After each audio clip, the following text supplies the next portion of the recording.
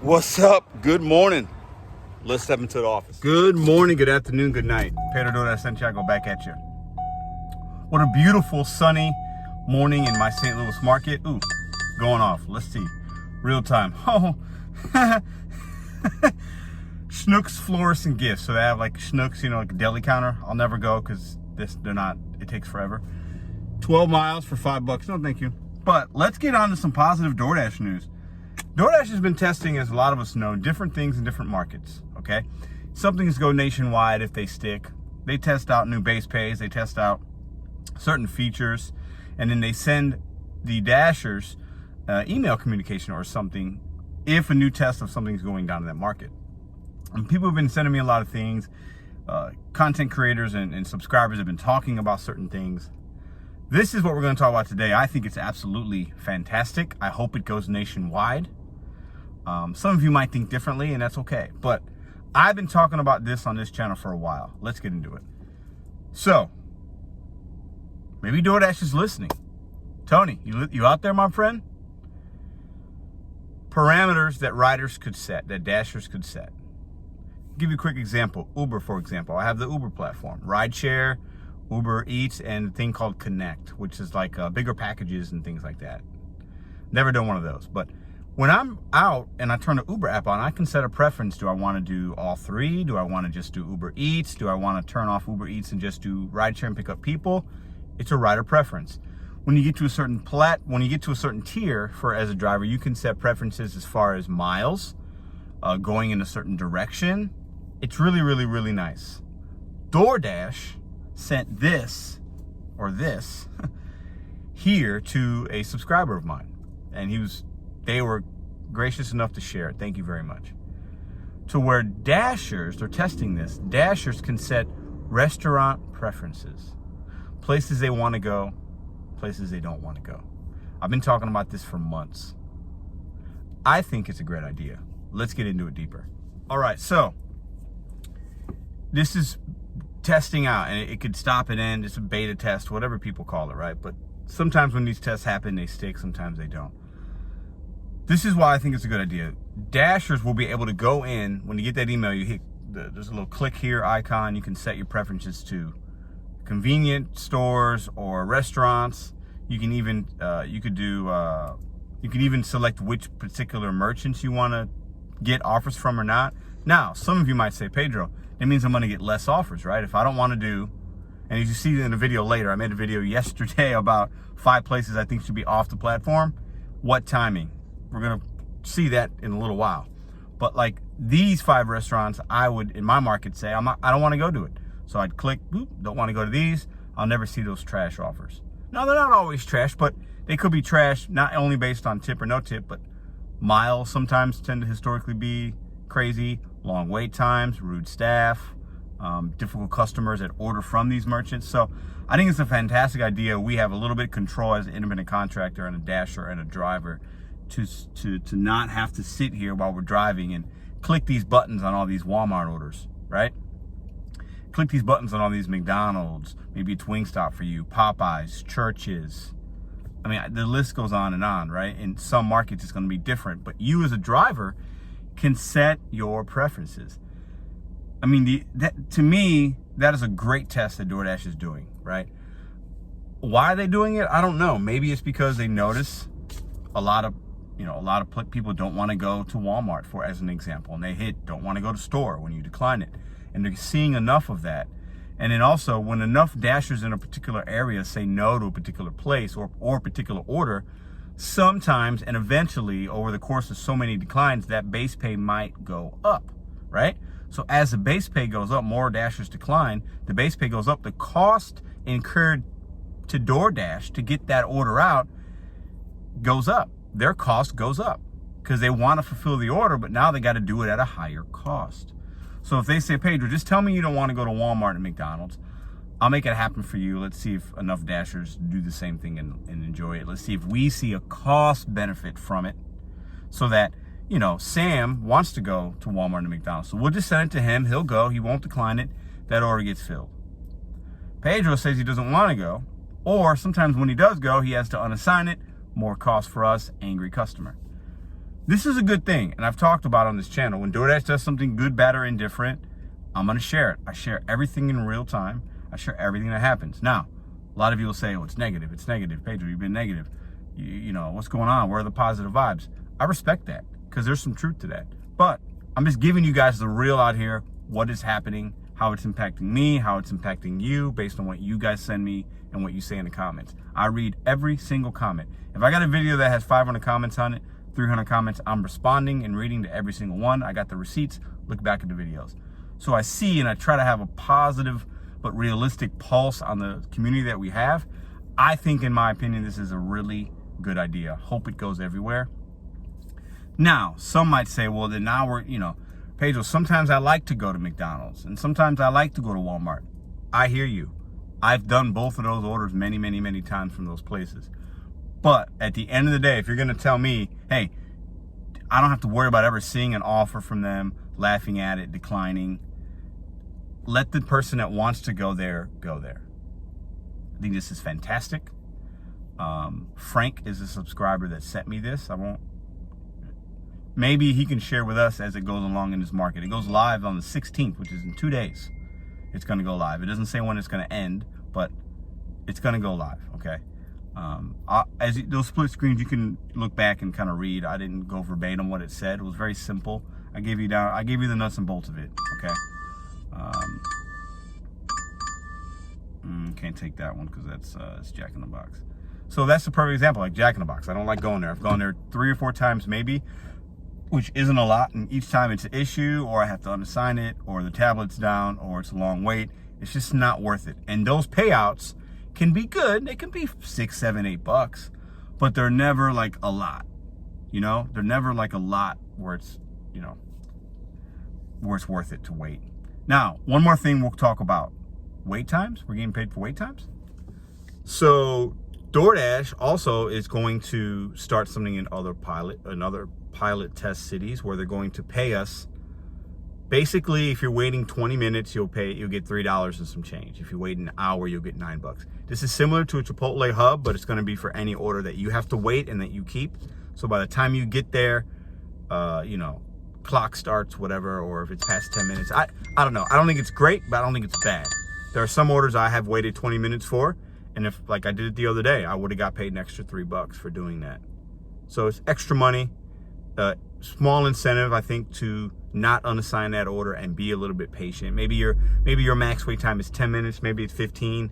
Now you say, you know what? Okay, I'll just wait a little bit more. I'll get this $3 as long as they're telling me it's gonna come. I'll get an extra $3 on top of what I'm already getting. Not bad. DoorDash is trying to get orders to customers.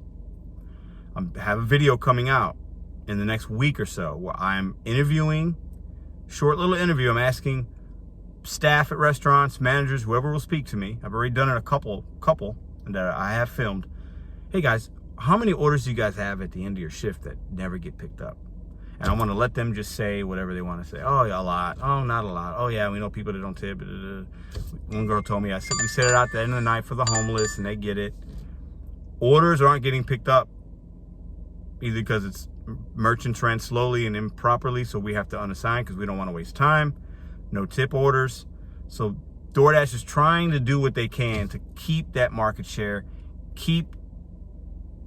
They got to be able to still charge these stores and get their revenue, and not give customers all these crazy credits that they're giving out because customers run into issues. I ran into a debacle with Uber Eats last night on a stacked order. I didn't know the second one was going to Church's Chicken because it only shows you one. We picked up the White Castle, waited a while, had the guy's food in my car. Boom, next merchant, Church's Chicken, fabulous. I hate going there. Every time I've gone there is an issue. Get there, they don't have chicken sandwiches because they never do. Popeyes, Church's Chicken, KFC, they only have a select amount of chicken sandwiches they can sell, but the algorithm in the app doesn't know that. I get there, order has to be canceled, can't see the other person's address because it's still in the app. Debacle. A lot of orders are not getting to the customer, and that is a big issue because somebody loses out on money. The customer loses out on an experience that's bad, and DoorDash loses out on money. The restaurant's out that food cost probably because the food's wasted. A lot of issues. I know I'm rambling, but these are some positive things DoorDash is trying to implement. And I think they do this. They test various things out, right? But when I see something that I think, in my opinion, could be good for the pulse and the entirety of the community, I will share my thoughts on it, and I like to know your guys' input. If this goes into your market, both of these, will you wait a little bit more? And then if in your market, like Frank's market, they're going to allow you to set preferences, what preferences will you set? Will you set them at all? Will you continue to just show me everything? I'll decline what I want, not a big deal. Letting a lot of people fall in that. Don't blame you. You want to see it as much as possible. Or will you set preferences, and which places don't you want to go? All right. So as you see next, this is a video I made the other day before I knew any of this was happening. 5 spots I think should be completely taken off the DoorDash app.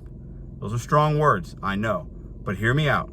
Or maybe not taken off, but you can take them off of your app yourself.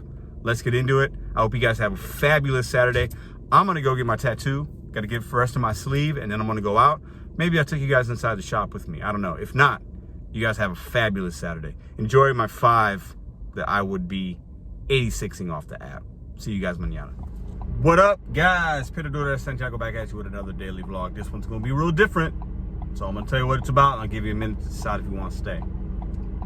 So I'm gonna talk about in my market and in some others that I hear you guys, tell me the places you struggle with, or the ones that are, not ran well, we run into issues with, right? And I would think if we run into an issue, customers run into issues as well. So it's twofold. I'm gonna give you my 5 places I think should completely be eliminated from ordering apps. 100%. Let's get into it. Now, quick disclaimer, I'm grateful for this type of work that I could do because it allows me the freedom and flexibility to work on other things and reach goals and spend time with family. However, I think, and I've said it a few times, customers, myself included because I'm a customer, we have way too many options of things we can have delivered to our house. It's a big societal issue, I think, going on. We're making things way too easy. It's just too easy to get anything at a very cheap price. It's making us real lazy. So that's why I think taking these places off will streamline the process quite a bit, and also allow the merchants that are operating well just to continue to give them business, because these 5 places I think are trash. Now, I want us to remember one thing. This type of food delivery that we're doing has not been around that long, guys. Been around a very short amount of time. The pandemic boomed it into where it is now, to where people are crazy enough to talk about it on YouTube. Go figure, right? Channels like this didn't exist years and years and years ago, okay? Back in the day, you used to be able to order Chinese, pizza, and then, the local spots occasionally, maybe they had their own delivery person or two. And that was it. This place right here I'm going to talk about first. This isn't in any order. This is just my opinion as well. You guys comment below, what are the spots you think that you hate to go to, and or you think, wow, why are we delivering this? McDonald's. McDonald's, whoa, Pedro, hold on, whoa. I make a lot of money with McDonald's. I know, because it's McDonald's. It's $1 trillion business, right? They have franchises and all that. There's McDonald's literally everywhere. There's McDonald's everywhere. Okay? But this is my argument. It's not essential. If anything, it's the exact opposite of essential of what people should be eating. Number 2, all McDonald's are short-staffed that I go to. They're not ran very well. Sometimes there could be some good ones, but lobbies are closed, drive-thrus are crazy long, customers waiting for food, drivers having to wait, a lot of drivers don't even go, so orders don't even get processed. A lot of wasted food from McDonald's. A lot of wasted food. Food being prepared and never getting anywhere. That's a problem. Mickey D's, you gotta go. Numero 2. Wendy's. I like me some Wendy's. When I used to eat meat, I used to go to Wendy's. I like Wendy's. Not bad. Wendy's, once again, not essential. And they are the slowest of the slow. I mean the slowest. A, they don't start the food till you get there. Lines are super long. The quality of the food's probably going to be good, but they don't start till you get there. It takes time. Way understaffed. Bad attitudes at Wendy's. Woo, some bad attitudes sometimes. It's market specific, but overall, Wendy's, you got to go. Now, this third one actually isn't, this is like a bonus one, kind of. This is a wild card merchant, because for me, I do a lot of business and they're okay most of the time. But for many of you, I know they're not. Wingstop. Oh, Wingstop. Let's talk about Wingstop. A lot of times we got to make our own drinks there. Super busy, super long waits.